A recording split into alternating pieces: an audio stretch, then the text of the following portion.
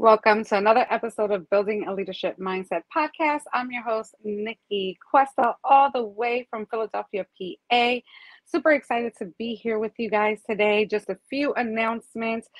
First, this is brought to you by BALM Global, LLC, as well as Connected Leaders Academy. Super excited for our sponsorships and for our event coming up May 20th, and trust me, you do not want to miss. This is where BALM Global launches their official business as well as our network training event. And we are going to have some surprises, some giveaways, some just amazing things happening in this room. So if you have a small business, make sure to connect with me at www.buildingaleadershipmindset.com/events and lock in your ticket as well. Super excited to have an amazing guest today. And without further ado, let me introduce him. He is all the way from Italy. Super excited. His name is Robert Pardi. He's not your typical coach. He's one of those rare individuals who embraces change and lives by a philosophy he calls possibility in action. After experiencing the devastating loss of his young wife to metastatic breast cancer, Robert reimagined his life and left the worlds of finance to share the many lessons he learned throughout his life's journey. Robert's personal journey has included intentionally crafting the next chapter of his life by dismantling limiting beliefs, interrupting habitual thinking, understanding the story he wanted to look back on, and realizing that taking chances is where all our power lies. He knows firsthand how overwhelming it can be to face adversity and uncertainty, but he also knows the power of taking small steps towards big goals. As a three-time author, well-known international keynote speaker, transformational life coach, retreat leader, and adjunct adjunct professor, Robert is committed to helping people live their best lives. His approachable and empathetic coaching style helps clients unlock their potential and achieve their dreams. Beyond traditional coaching, Robert provides an array of interesting personal growth experiences, including personal growth retreats in Italy and workshops. He believes that personal growth is a lifelong journey and that we all have the potential to create the life we truly want. He is known for saying possibilities exist all around us, but without action, they remain in the land of the wishing. I love that. You can read more about Robert and his work at his website, which we will have there with we will have it here up for you in just a second. With his inspiring story and commitment to helping others, Robert is someone you'll want to have in your corner as you navigate life's ups and downs. Working with him will turn possibility into action and create fulfilling life. We know each other, I believe, less than a month, connected on a connection call through LinkedIn, and I have been absolutely amazed by his story and definitely wanted him to join the BALM family. So without further ado, let's get my friend Rob. Hi, Rob. How are you? Hey Nikki, I'm good, and thanks so much for such an extensive bio. So, anyone that listened to that, look, I'm just a regular guy from New York that had a bunch of crap happen in my life, and so decided to change everything. I love it. That sums it up perfectly. I think we all can definitely relate that we go through some struggles, we go through some ups and downs, and it's really how do we get out of it? How do we use our mess for our message? How do we take these times of pain, of hurt, of just thinking that, what did I do to deserve this, but really make something beautiful happen and share that with the world. So I just want to thank you. We had our connection call a few weeks ago, and I was just in awe of your story and everything that you're doing. So first of all, you said you're from New York. Tell us how your upbringing was and what you did before you started your journey.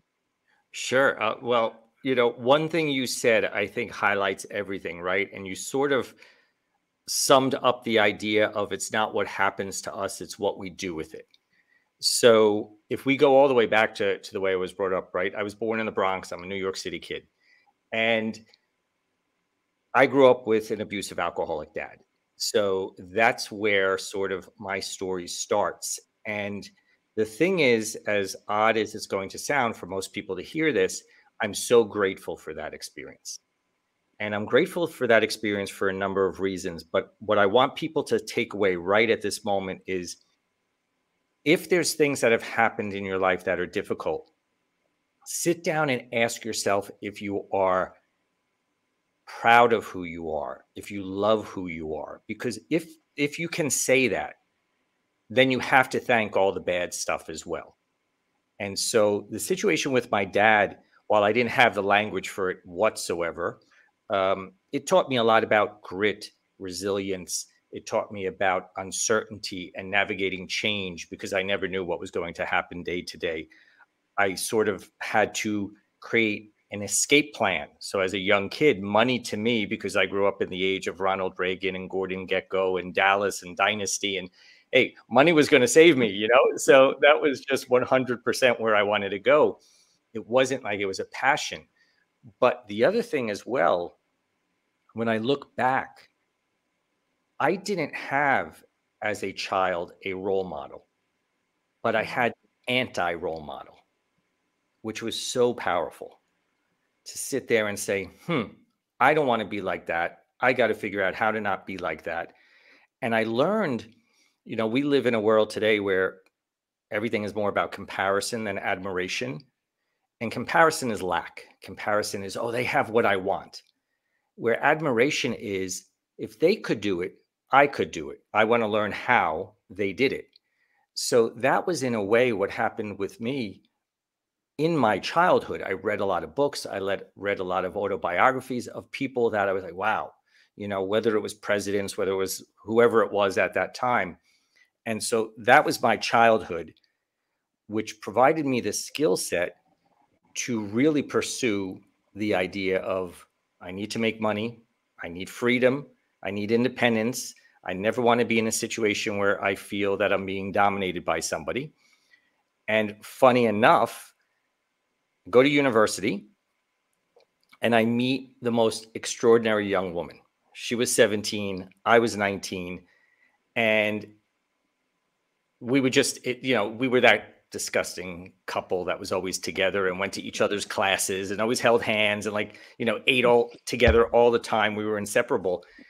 But I remember when she first brought up the idea of, where's this relationship going in marriage, I was so against it. I'm like, well, that's never going to be me, because I don't want to ever be beholden to someone. It was that whole idea that I grew up with, what I watched my parents go through. And a year later, I proposed, and yeah, it was just, that was it. Oh, how beautiful. I can't wait to get into a little bit of that story. But yeah, so in New York, in the Bronx, just trying to make it, trying to see what your future would look like. And I love that you touch base on anti role models, because though my parents are amazing, they're beautiful, I love them, but they have their routine, right? And their routine was, by 12 o'clock, all the errands were done, everything was done, and they just stay home. They're comfortable that way. They don't really go out to eat much. They don't really, do that dating life. They've been together. They just been together 36 years. They Wow. celebrated it on the 19th. And though they are my role models in the sense of, they pushed me to do what I want, but I knew I didn't want to have that life. I wanted to do more. I really wasn't taught how to own my own business, how to, we're just conditioned, go to school, get a job, get a degree, get a job, and just pay your bills, right?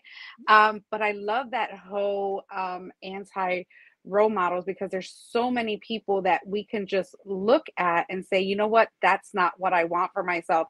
And people are really not taking that. They're always looking for the one that they want to be like.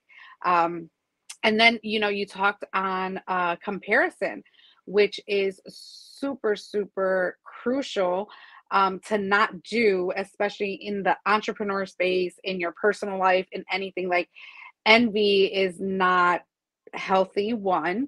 There's room for everyone, and you just have to find it. And what I would like to say is that I would embrace those that have what I want and see how they got there. And then, leverage that information and splash your own unique style. That's how I've been able to grow. Definitely love people who are winning beyond, my wins. That's always a way, and that just gives me more ammo, more ambition, more adrenaline to keep going. So thank you for hitting on all those points. So you meet your wife, you propose, she says yes. What goes on next? Sure. But I have to circle back because I love you talking about like sprinkling your own sort of uniqueness on that. And and that's what we really need to step into, as an entrepreneur. And that's also part of leadership. There really is no leadership model style. Maybe there was one time when, it was a hierarchy and you knew how you were supposed to act on the top. But I just wanted to call that out because it's so critical. Everything we do has to be an expression of who we are and our purpose, because we can't go through life copying people, because we're not supposed to be a copy of anybody, because then why at the end of the day is our name even on a tombstone? It should just say copy, So that's part of anyone listening to this. What I love about these types of podcasts like you have is whoever walks away with a nugget, make the nugget yours, right? Absolutely. So, and that's sort of, even meeting my wife, the way we lived, it was just, it was so far outside of the norm for that period of time. We weren't nomads, but we were definitely minimalists. We didn't want to own anything. We didn't own an apartment. We didn't own a car. We wanted a rent. We wanted freedom. We wanted a lot of things. But so I meet her, we fall in love. I mean, it was just crazy. Of course, she said yes. And we got married when I graduated, and she still had one more year of school left. And so it was a little complicated, but the thing is, we chose at that moment what we were going to do to make the life we wanted happen. And what I want people to walk away with here is we didn't look at things as sacrifice. If we had to eat a peanut butter and jelly sandwich every night for a year because she wanted to go to medical school and I wanted to go to Columbia and get my MBA, and that's what we could do, it wasn't a sacrifice to eat that because it was an investment in our future. So that I think is something just to sit here with. So anyway, she gets into the MD PhD program at Mount Sinai. It's an interesting program because you do 2 years of medical school, then you do your PhD, then you finish medical school. So when she was just finishing her PhD, I was offered a job in the Middle East. And I was like, do we take it? Do we not take it? And she's like, this is a great opportunity. Like, when are we ever going to see that part of the world? And I'm like, yeah, but your school. She's like, I'll take a year off. Don't worry about it. Let's do it. So that's what we do. And to live in that country, you have to go through a medical screening. And when she went through the medical screening, they found out that she had late stage breast cancer right before her 31st birthday. Which, of course, threw everything up in the air because here we were very young. We were at the height of everything. I mean, a job at the Abu Dhabi Investment Authority, which is one of the largest sovereign wealth funds in the world. I had a title that somebody my age really shouldn't have had. And it was just, we were living in a hotel. It was in just the best of everything at that moment. And this happened. So Desiree, her name was Desiree, by the way. We were talking about her. I never said her name. So she said to me, she said, Robert, listen, I know enough of medicine to be dangerous to myself. I need you to handle this. And so for 11 years, pretty much, she never knew her diagnosis. She didn't know the size of her tumor. She didn't know the number of lymph nodes. She didn't know the BRCA gene and all that other stuff. She knew when it finally, was in her liver because we had to remove some of her liver. But other than that, she said, I want to be aggressive. This is what I want to do. This is what quality of life means to me. And if I can't continue to have that quality of life, that's when I have to put my hand up and say, I stop. which happened after 11 years. And she basically, we never spoke about death. And she became the founding director of palliative care at New York Hospital with metastatic breast cancer. And she was just extraordinary. She truly, truly was. Anyway, when it came point at the hospital where decisions had to be made, she had taught me that there's a difference between extending life and extending death. And that's sort of what, like when we think about leadership, right? Because I love that you say building a leadership mindset. Leadership is in all parts of our life. It's not in the office. It's not in the business. And those are difficult decisions that have to be made. Let's talk about life and death or pulling the plug or whatever you want to say. So I looked at her and she said, Robert, I'm tired. And I said, okay, baby, rest. And she went to sleep, and I went to tell the doctors to transition care from life sustaining to comfort. And that's all basically she really needed to say, because when I came back, I thought she was sleeping, but she had fallen into what was called a uremic, I think it was uremic. I don't remember the words now. Her kidneys were shutting down. So she fell into a coma because of the buildup of uric acid, which actually helped her not feel pain, which was fantastic. And then she passed away a couple of days later. So that led me to realize so many things about grief, about loss, about identity, because I lost my identity. I lost my purpose. And I went back to Dubai to make money. And basically, why? Because the little child in me, that was the default. Money saves us. Money saves us. And I get to Dubai, I'm working. And my business partner was very funny. He's like, look, you really got to live the role here. I want you to get a Rolex. And he was going to buy the Rolex for me. And I'm like, that's all right. I'll buy it. And I'm looking at it and I'm like, that's just a bad tattoo. That's all I kept thinking. I'm like, that is just so not where I am anymore, because everything had changed. So that's when I said, okay, I have to understand who I am. And I started to do work on myself and look at my identity and look at what my purpose had been and what I missed about it. And I realized when I left work to support Desiree, it wasn't as a caregiver. It was to help her achieve the goal of becoming the founding director of palliative care. And I realized, wow, I was her life coach. Mm-hmm. That's what I should do.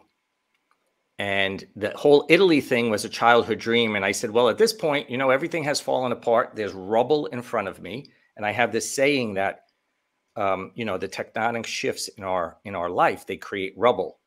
It's up to us to look at that rubble and create a mosaic. And I just looked at it and I said, okay, what can I build here? What would be a crazy, amazing dream to look back on?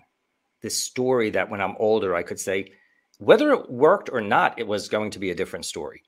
It was taking the chance to make the story happen and know when it's my time in that bed in a hospital, I can look back and say, I really did step out there, right? So I showed up in Italy. I left the job in Dubai. And people listening to this, just so you know, my wife did not have life insurance. It was an 11-year journey with cancer back in the early 2000s. So there were no supplements. It cost us like $50 to get a mushroom supplement every month. There was no money left.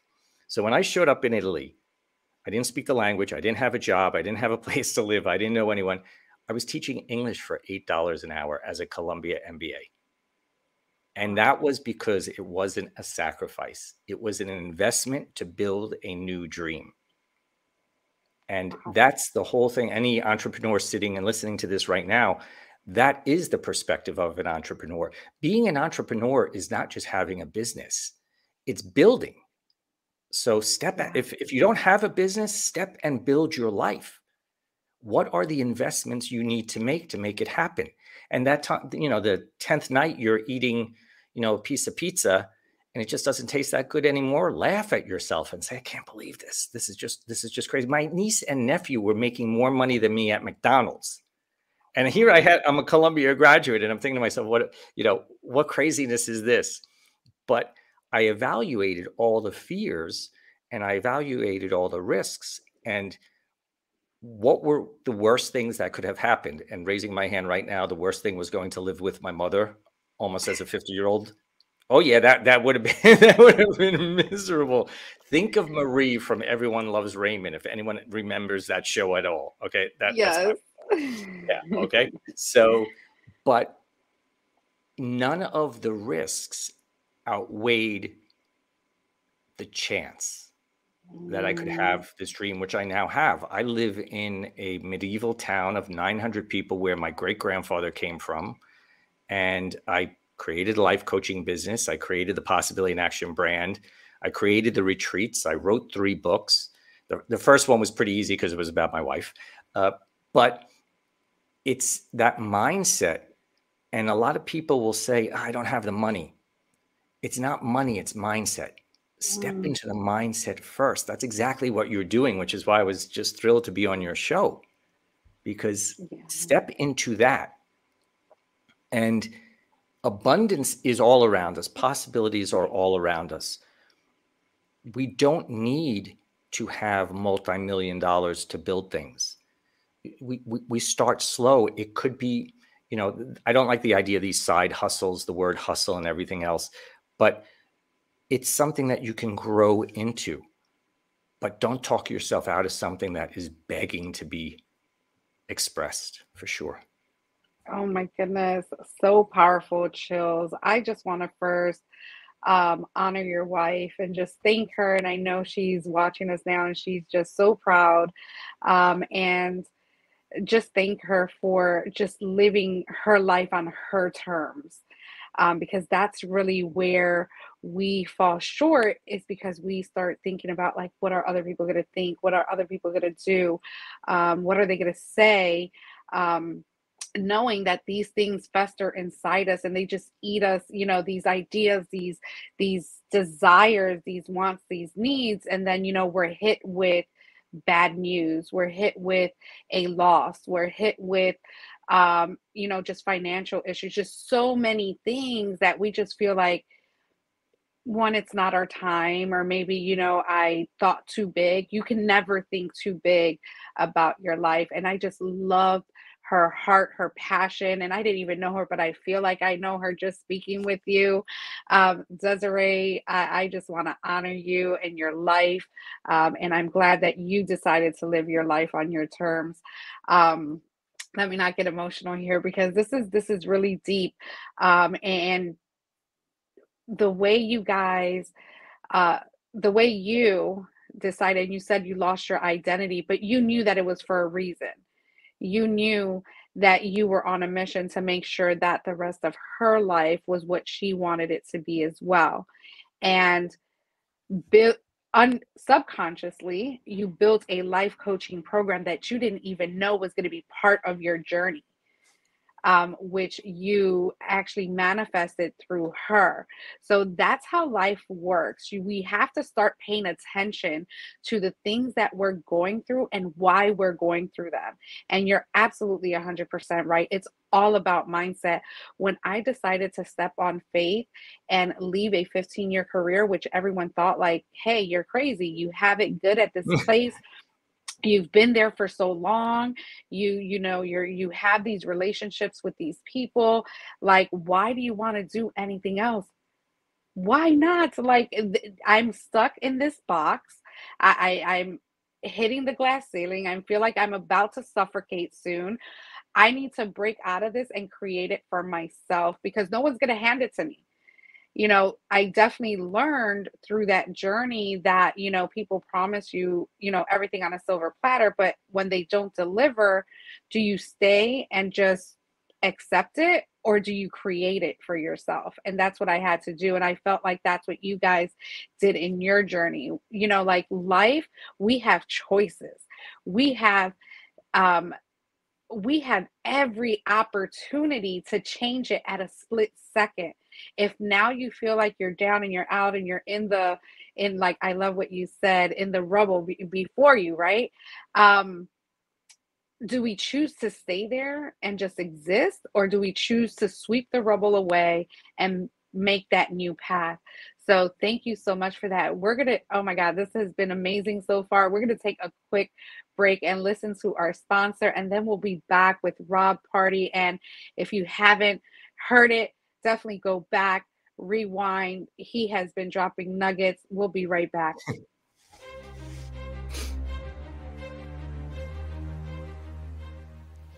Hi, my name is Jose Escobar, and I'm the founder and CEO of the Connected Leaders Academy. We're a growing tribe, a community of entrepreneurs all over the world, globally, all across the country, high performers, titans of industry. If you're an entrepreneur and you're looking to grow personally and professionally, scale your influence, develop your skill sets, move the needle in your business, more clients, more money, more profit, the bottom line, and of course, grow your circle and your network like never before, this is where you want to be. Join the Connected Leaders Academy today. We are scaling massively. We want to welcome you in. Check me out on Instagram and on Facebook, the @ JAESCO25. We look forward to having you join us. Take care. Welcome back. Welcome back. We are with Rob Pardi. He's all the way tuning in or joining us actually from Italy.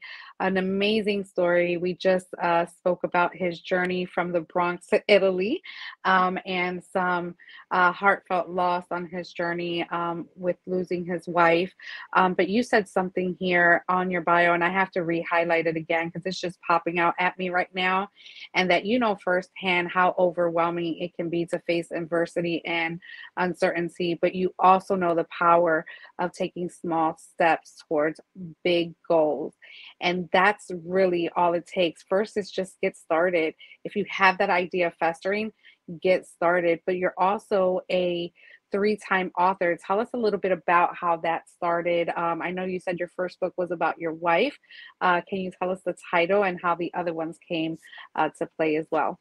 Oh, sure. So it's actually very interesting because when Desiree passed away, she was actually on the front page of the New York Times because her story was very unique because it was about choice, right? And she went against the current. You know, she wanted me in the middle, and we went to some very prestigious cancer centers, and they didn't like that. And instead of being afraid and saying, "Oh, but this cancer center is the best," she said, "Well, you people aren't the right for me. Bye." You know, because she wanted it the way she wanted it. And her journey, our life and our death, really, we should be choosing how we face all of that. So after she passed away, a friend of mine said, "Oh, you should really write a book." And I knew I needed to find my own identity. And I was like, it's just not the right time. I don't know if that's the road I want to go. Over the years, she asked me some stories. So how did you meet Des again? Blah, blah, blah. During the pandemic, she approached me, and that's why she's my co-author. And she said, "Robert, you and Desiree have a story that is so relevant today because it's about uncertainty. It's about fear. And yet you lived an amazing life." Because what we used to say all the time is, cancer wasn't the center of our life. Adversity was not going to be the dominant color on the painting of our life. It was an accent color for joy.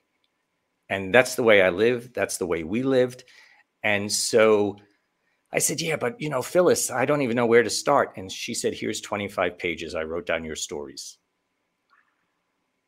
And so I had Wow. those stories, and I just, honestly, to tell you the truth, I fell in love with Desiree all over again. I just was lost in our life together. And so after I wrote that, all of a sudden, this fountain of creativity broke open. Funny enough, because, and I'm pretty open person, as you already see. So when I was young, I used to like to write poetry, and I used to like to paint. And my dad used to beat me because it was a very feminine, that wasn't the word he used, of course, right? But that was a very feminine thing to do. So I sort of buried it down. So when I wrote Chasing Life, which was the book about Desiree, the book about our life, actually, all these other things came out. And one of the things I had always wanted to write was what I would have liked to tell my children. Mm. So I wrote a children's book. Well, it's a book for adults written as a child's fable, because Mm, really what I would love for to happen is for the adult to read it to a child and discuss what's in there. But it's all about imagination. And it was imagination which actually allowed us to chase life. mm, The third book is Possibility in Action, which was the tool set, which is my personal philosophy. I mean, Possibility in Action is something I've used for as long as I can remember, in terms of that's the way I wanted to live my life. Like that's the ripple effect that I'm leaving behind me. That's the example. That's what I want my niece and nephew to talk to their kids about when I'm long gone. That, oh, Uncle Rob, he did this and that and all these crazy things. And so it wound up being a weird type of trilogy, because chasing life is all about living above complacency. How do you live above complacency? By imagining something outside complacency. So the second book is called A PIMBY Tale, and PIMBY is an acronym for possibility, imagination, magic, believing, and the Y stands for you, because you are all those things. And then Possibility in Action is a basically 52-week journaling program to shift habitual thinking and get you to really embrace imagination and possibilities and action. And it's all about small steps, because we can't, if you think about riding a bicycle, walking, driving a car, you just can't step in the car one day and then, you can go on a speed track somewhere in, I don't know, Dubai or Qatar and drive a Ferrari, right? So you can't do the Formula One. You have to learn how to do those things. As adults, and especially in today's environment, we want immediate gratification. I tell you, if Amazon doesn't start delivering packages in 15 minutes, 3 years from now, we're all going to be very upset, yeah. because we wanted everything faster and faster and faster. And that's one of the things about living in a small town has taught me. Slow down, take the small steps, enjoy the small steps, celebrate the small wins.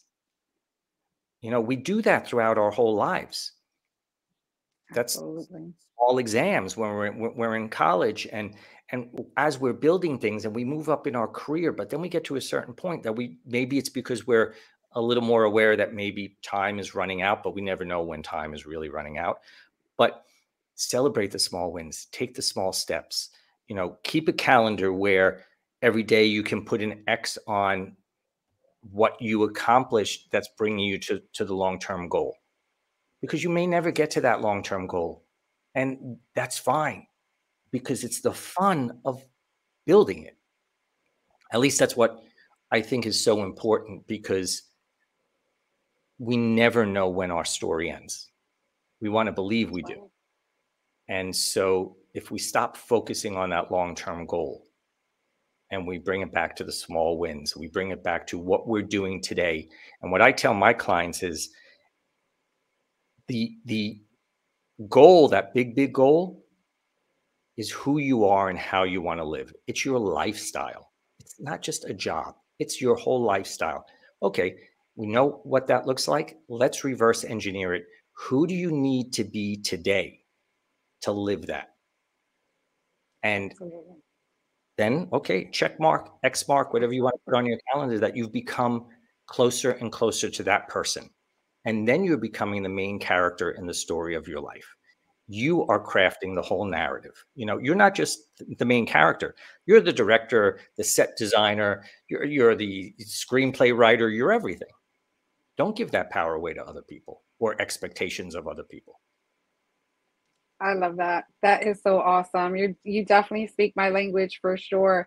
There was something that you said a little earlier when you said when you were writing the books that in writing that first one, that just an explosion of creativity started to pour out. And I think if people really take the chance on themselves and just get started, whatever that looks like for them, writing a book, starting a podcast, opening up a business, or even the start of a conversation of those ideas with people that can possibly help you make it happen, whether it's a mentor or a coach, you just don't know what you're opening. It's just amazing. And that's the abundance that you were talking about earlier.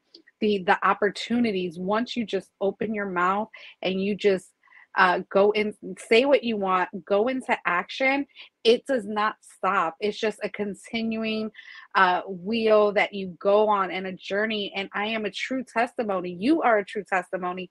Everyone that has ever been on the BALM podcast, and those all around the world, there's many of us that have been a true testimony that that is just so true. Once you start and take action and really leverage intentionally the time that you have in different communities at different events, um, while you're just drawn into whatever personal development book, whatever, anything that you do, that it's for that bigger picture, Rob, that you're describing for us, is that lifestyle. And I love that you use that word lifestyle, because it's something that has to change now, that you can do to create that.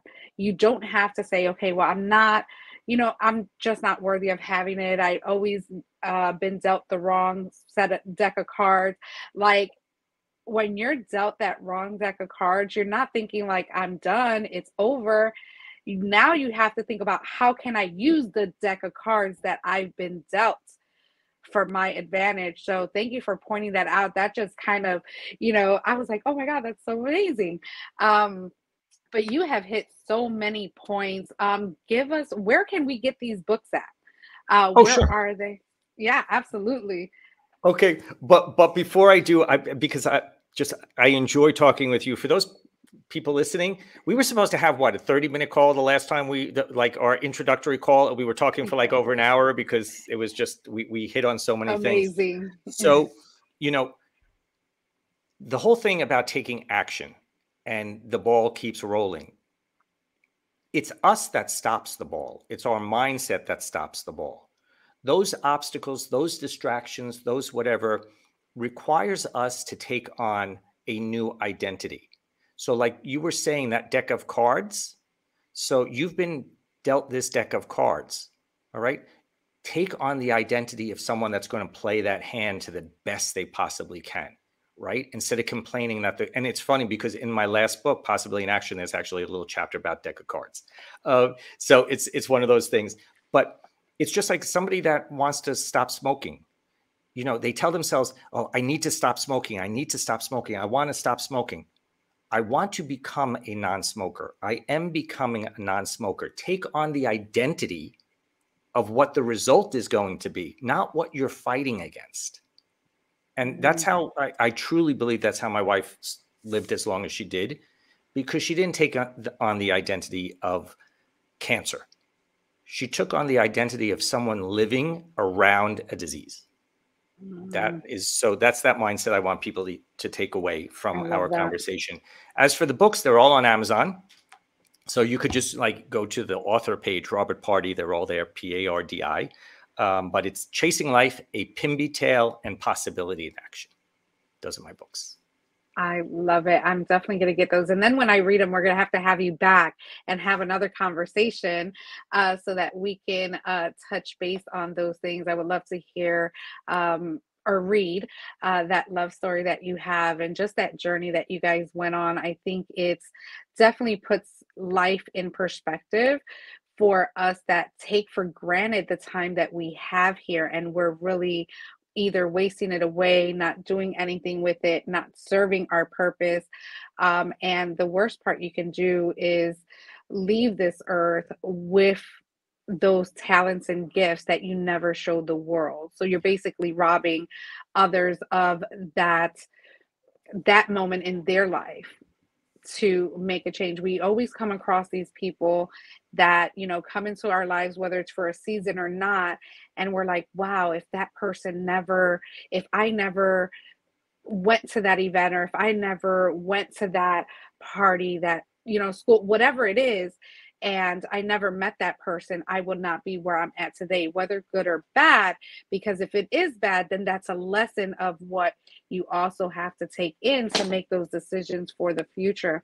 So every opportunity you get, you really have to just pay attention, really dive deep into what is the universe telling us, what can we do with it and how can we be better.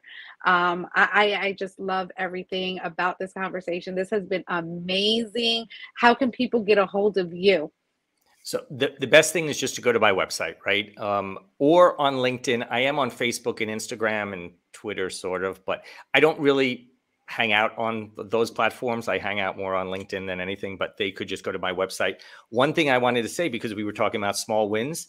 So if you go to my website, there's a button that says free resources, and there's a bunch of challenges and things like that. One of them is a small wins challenge. So if anyone wants to just like take that and, over a couple of days, try to find the small wins that they have every day, it's a good way to sort of build that mindset. Thank you so much. That's awesome. Yes, take advantage of whatever our guests have to offer. Trust me, they've been through it. They know what they know, and when we don't know, we have to find out. And when you are given these opportunities, or you stumble upon these podcasts and these videos and things that kind of grab your attention, they're grabbing it for a reason.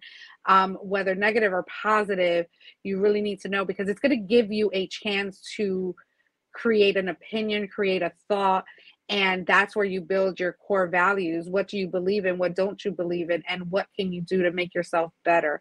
So thank you so much, Rob. You have been absolutely amazing. I can't wait to I continue to have conversations with you, and bring you back as well. I will keep you posted on your books, and once they're delivered, I'm just super excited.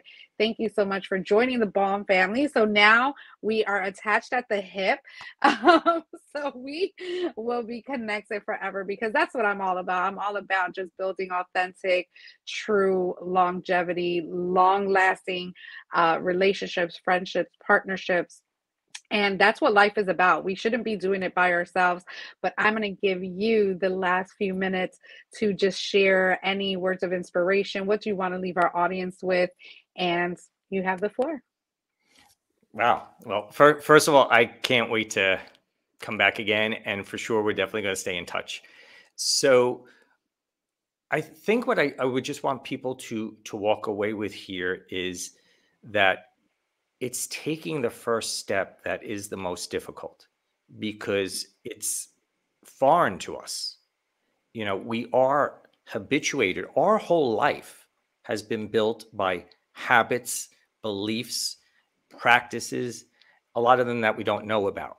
So if you're listening to this podcast, or if you look at other resources anywhere, be curious. That's what I want people to right now. If you want to know what the key is to all of this, is curiosity. That's why as kids, we see the world as so abundant and there's so many things to do. We need to reconnect to that. Be curious about the things that are out there and not trying to forecast everything, because the weather people can't forecast the weather tomorrow. So we can't forecast. Okay. So be curious. Yes, I love it. Definitely curiosity. I am definitely a curious bug. Everywhere I go, I'm definitely just listening, paying attention. That has been, I can say, you know what, I never thought about it that way. That has been a huge key to my continued success. And I haven't arrived where I want to. Sometimes we never do. We don't do until, our last breath, because there's always more to do when we are living life, because once we hit, and just to touch real quick on my book, the last chapter, satisfaction, chapter 13, is only one page. It's a one pager. It was done very intentionally, because we can reach satisfaction, but there's always going to be another go, another small go, another big go, and other ways that we can help those around us. Because as a leader, you always want to not only follow a great leader, but you also want to create great leaders behind you, and kind of all stand side by side and move forward together. So thank you so much, Rob. It has been an absolute pleasure. Thank you for tuning in to another episode of Building a Leadership Mindset podcast. I am your host again, Nikki C., brought to you by the Connected Leaders Academy and BALM Global. And as I always say, have a great day and make it count.